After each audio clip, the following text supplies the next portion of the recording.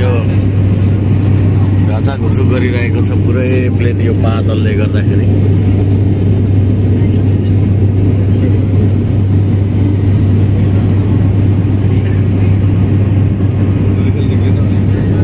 मेरो भान्जा म त गाह्रो भइरहेछ।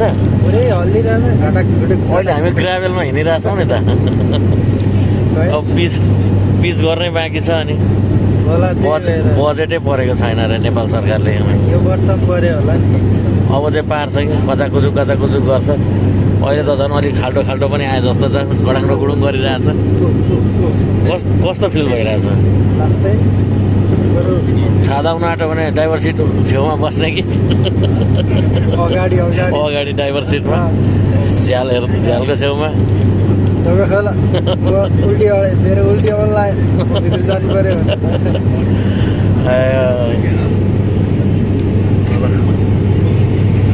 दर्शकबिन आज यो उडान राम्रै हुन्छ भन्ने कामनासहित अगाडि बढिरहेको छौँ। तर यो मौसम चाहिँ एकदमै पुरै बादल होइन। यो अहिलेको मौसम, यो अहिलेको समय। अब कति ठाउँ पानी परिरहेको अवस्थामा, कतिपय चाहिँ घाम लागेर चाहिँ एकदम गर्मीले टन्चलापुर भएको अवस्थामा चाहिँ हामी उडान गरिरहेको छौँ।